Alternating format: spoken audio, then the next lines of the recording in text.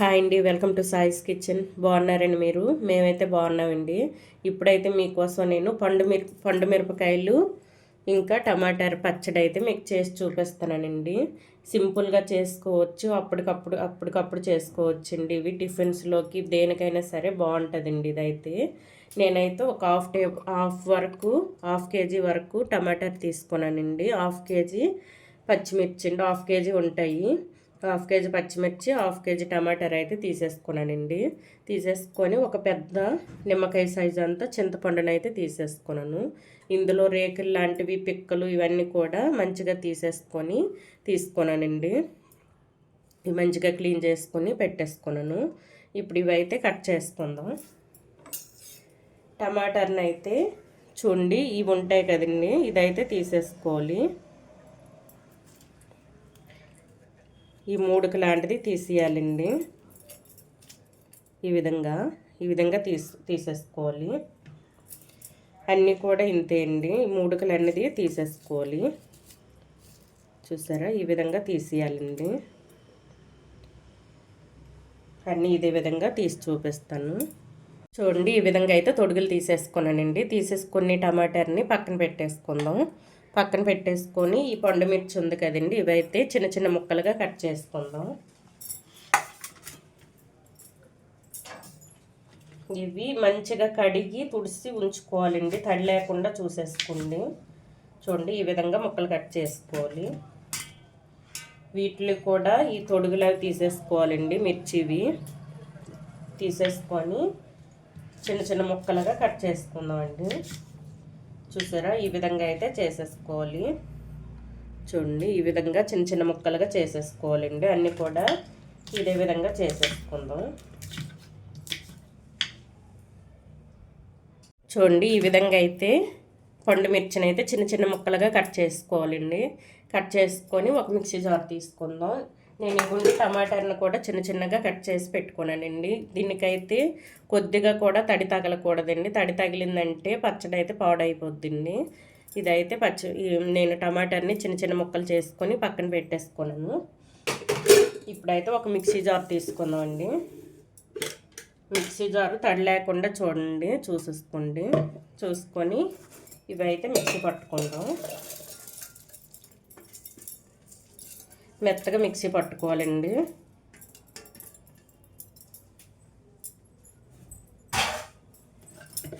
ఇవైతే కొద్దిగా బరకగా మిక్సీ పట్టిన తర్వాత అయితే మనం ఈ చింతపండుని అయితే వేసుకోవాలండి.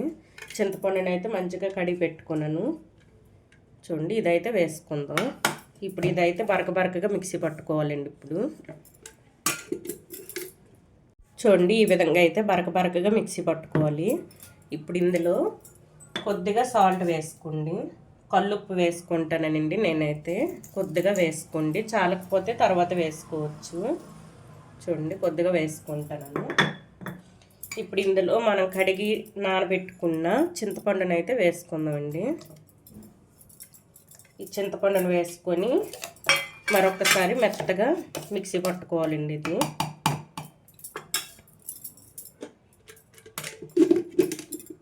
చూడండి, ఈ విధంగా అయితే మెత్తగా మిక్సీ పట్టుకోవాలి. చూడండి, ఈ చింతపండుని వేసి అయితే ఈ విధంగా మిక్సీ పట్టుకొని ఒక ప్లేట్లో తీసేసుకుందాం. ఈ మొత్తం కూడా ఒక ప్లేట్లో తీసుకుందాం అండి. ఈ విధంగా అయితే ఒక ప్లేట్లో తీసేసుకొని ఇప్పుడైతే మనం టమాటాలు కూడా కట్ చేసుకున్నాం కదండి చిన్న చిన్న ముక్కలుగా, ఇవి కూడా మిక్సీ పట్టుకుందాం. ఇదే మిక్సీ జార్లో వేసుకొని ఇది కూడా మంచిగా మిక్సీ పట్టుకోవాలండి. కచ్చపచ్చగా మిక్సీ పట్టుకున్నా పర్వాలేదండి, మెత్తగా పట్టుకున్నా సరే పర్వాలేదండి. ఇదైతే మిక్సీ పట్టి చూపిస్తాను. చూడండి, ఈ విధంగా అయితే టమాటా ప్యూరీని కూడా రెడీ చేసుకోవాలండి. చూసారా, ఈ విధంగా చేసేసుకొని ఇది కూడా పక్కన పెట్టేసుకొని స్టవ్ ఆన్ చేసేసుకున్నానండి. స్టవ్ ఆన్ చేసుకొని ఒక ప్యాన్ పెట్టేసుకున్నాను. ఇందులో అయితే 1 టేబుల్ స్పూన్ వరకు ఆవాలు వేసుకోండి. 1 టేబుల్ స్పూన్ వరకు మెంతులండి వేసేసుకొని ఇది పౌడర్ చేసేసుకుందాం. ఈ రెండు కూడా మంచిగా వేయించుకొని పౌడర్ చేసుకుందాం అండి. దోరగా వేయించుకోవాలి. చూడండి ఆవాల మెంతులను అయితే ఈ విధంగా ఫ్రై చేసుకొని పౌడర్ చేసుకోవాలండి. ఇది పక్కన పెట్టేసుకుందాం. ఇప్పుడు మళ్ళీ స్టవ్ ఆన్ చేసుకుందాం అండి. ఇప్పుడు ఇందులో ఒక 2 టేబుల్ స్పూన్ వరకు ఆయిల్ వేసుకుందాం అండి.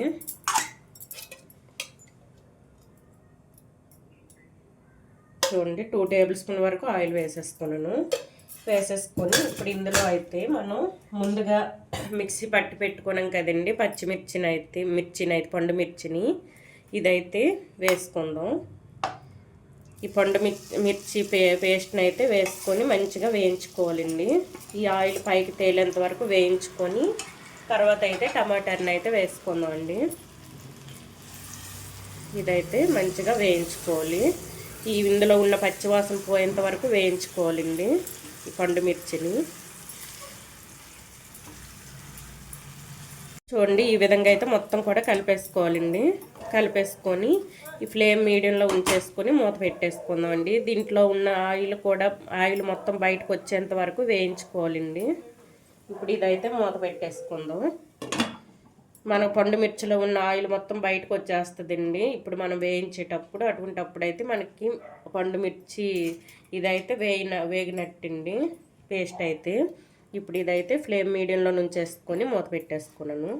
చూద్దామండి పండు మిర్చి పేస్ట్ అయితే మనకి మగ్గిందో లేదో. చూడండి పక్కకైతే ఆయిల్ వచ్చింది కదా, ఇదైతే మంచిగా మనకి మగ్గిపోయిందండి. ఇప్పుడు ఇందులో మనం ముందుగా రెడీ చేసి పెట్టుకున్న టమాటా ప్యూరీని అయితే వేసుకుందాం అండి. ఇది కూడా మంచిగా ఉడికించాలి. ఈ విధంగా వేసేసుకొని ఈ మొత్తం కూడా ఒకసారి కలిపేసుకొని మంచిగా ఉడకాలండి. ఇందులో ఈ పండు మిర్చి పేస్టు ఈ టమాటా ప్యూరీని రెండింటిని కూడా మొత్తం మిక్స్ చేసుకుందాం అండి. ఈ విధంగా మిక్స్ చేసుకొని ఫ్లేమ్ మీడియంలో ఉంచేసుకొని మంచిగా ఈ టమాటా పచ్చివాసన పోయేంత వరకు ఇది కూడా మంచిగా ఉడికించుకోవాలండి. చూడండి ఈ విధంగా ఉడికించుకోవాలి.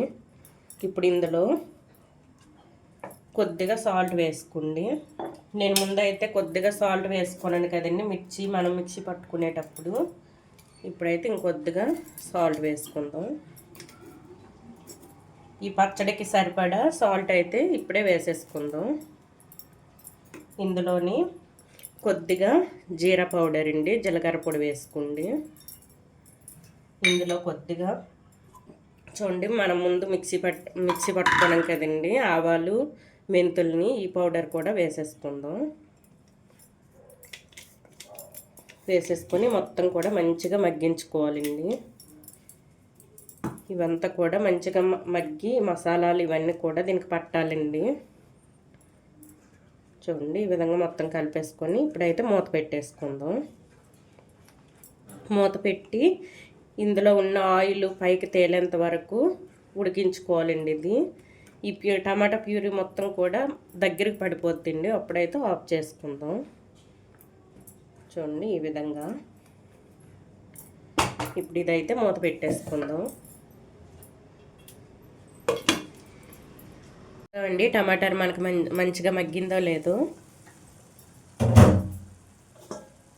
చూడండి దగ్గర పడింది. ఈ విధంగా అయితే పూర్తిగా దగ్గర పడాలండి. ఇప్పుడు ఇదైతే ఒక బౌల్లో వేసేసుకుందాం. స్టవ్ను ఆఫ్ చేసుకొని ఒక బౌల్లో వేసేసుకుందాం అండి. ఇది ఒక బేసన్లో కానీ ఒక బౌల్లో కానీ వేసేసుకొని ఇది పూర్తిగా చల్లారాలండి. ఇది చల్లారిన తర్వాత అయితే పోపుని రెడీ చేసుకుందాం.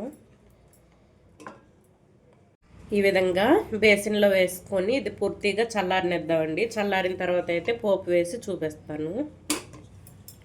చూడండి మనకి పచ్చడి అయితే చల్లగా అయిపోయిందండి, చల్లపడిపోయింది, ఇంకా దగ్గర పడింది. చూడండి చల్లగా అయిన తర్వాత ఇప్పుడు ఇదైతే పక్కన పెట్టేసుకుందాం. పెట్టేసుకొని పోపుని అయితే రెడీ చేసుకుందాం అండి.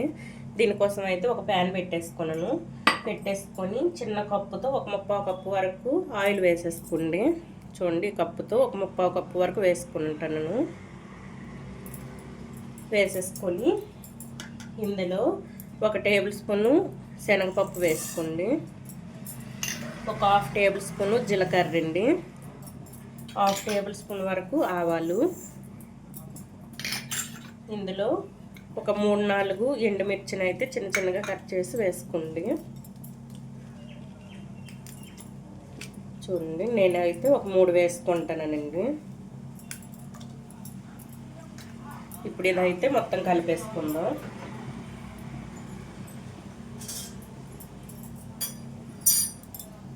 ఈ మొత్తం కూడా మంచిగా కలిపేసుకుందాం అండి. మంచిగా వేగాలండి. పోపు అయితే మంచిగా వేగిన తర్వాత వేసుకుందాం. ఇందులో కొద్దిగా కరివేపాకు వేసుకోండి. వేసేసుకొని ఒక పెద్ద వెల్లుల్లి తీసుకొని ఈ వెల్లుల్లి రెబ్బలు అయితే కచ్చపచ్చగా దంచుకొని వేసుకుంటానండి. ఇవి కూడా ఎక్కువనే పడతాయండి వెల్లుల్లి. ఒక పెద్ద వెల్లుల్లిపై తీసుకొని ఈ విధంగా చేసుకొని కచ్చపచ్చగా దంచేసుకున్నానండి. వెల్లుల్లి రెబ్బలు ఈ విధంగా మంచిగా వేయించుకోవాలి. ఈ పోపు మంచిగా వేగిన తర్వాత అయితే ఈ టమాటా పచ్చడిలో అయితే వేసుకున్నామండి. పండుమిర్చి పచ్చడిలో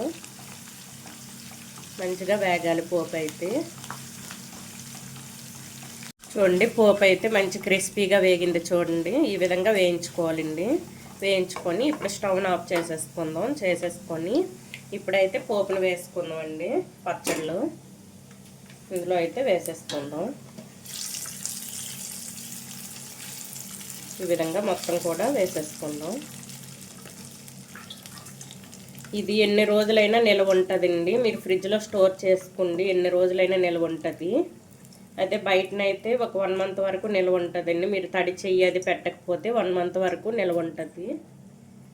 ఈ విధంగా అయితే వేసేసుకొని మొత్తం కూడా కలిపేసుకుందామండి. ఈ విధంగా చక్కగా కలిపేసుకోవాలి మొత్తం కూడా.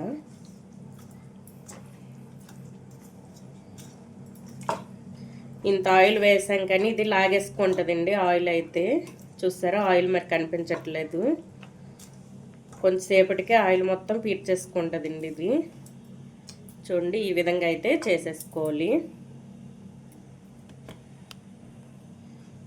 చూసారా, ఈ విధంగా మొత్తం కలిపేసుకొని ఇది పూర్తిగా చల్లపడిన తర్వాత గాలి తగలని ఒక డబ్బాలో కానీ సీసాలో కానీ ఇది వేసేసుకోండి. ఎన్ని రోజులైనా నిల్వ ఉంటుందండి. ఇదైతే ఈ విధంగా చేసేసుకోండి. పుల్లగా కారంగా టేస్ట్ అయితే సూపర్గా ఉందండి. అన్నీ మనం వేసుకున్న కారం అన్నీ కూడా సరిపోయండి. మసాలాలు ఇవన్నీ కూడా మనం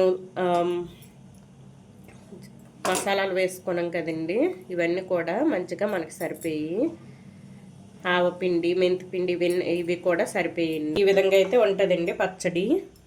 సూపర్గా ఉందండి టేస్ట్ అయితే. అన్నీ కూడా మనం వేసుకున్న ఆవపిండి మెంతిపిండి అన్నీ కూడా కరెక్ట్గా సరిపోయి సాల్ట్ కారం అన్నీ కూడా సరిపోయండి. చూసారా, మనకైతే చిక్కపడింది కూడా. ఈ విధంగా అయితే ఉంటుందండి పండుమిర్చి టమాటర్ పచ్చడి అయితే ఈ విధంగా చేసేసుకోండి. టేస్ట్ అయితే సూపర్గా ఉందండి. చూసారా, మనం వేసుకున్న ఆయిల్ ఎక్కడ కనిపించలేదు కూడా ఉందండి. చూడండి, ఒక 3/4 కప్పు ఆయిల్ వేసుకున్నాను కదండి, ఎక్కడ కూడా కనిపించలేదు. ఎక్కువ ఆయిల్ అయితే పడుతుందండి పచ్చడికి అయితే. ఈ విధంగా చేసేసుకొని ఒక గాజు సీసాలో కానీ ఒక డబ్బాలో కానీ గాలి తగలని డబ్బాలో కానీ గాజు సీసాలో అయినా స్టోర్ చేసేసుకోండి. ఎన్ని రోజులైనా నిల్వ ఉంటుందండి. మన తడి తగలకపోతే పచ్చడికి ఎన్ని రోజులైనా నిల్వ ఉంచుకోవచ్చండి ఫ్రిడ్జ్లో పెట్టుకొని. ఈ విధంగా అయితే చేసేసుకోండి. పుల్లగా కారంగా టేస్ట్ అయితే సూపర్గా వచ్చిందండి.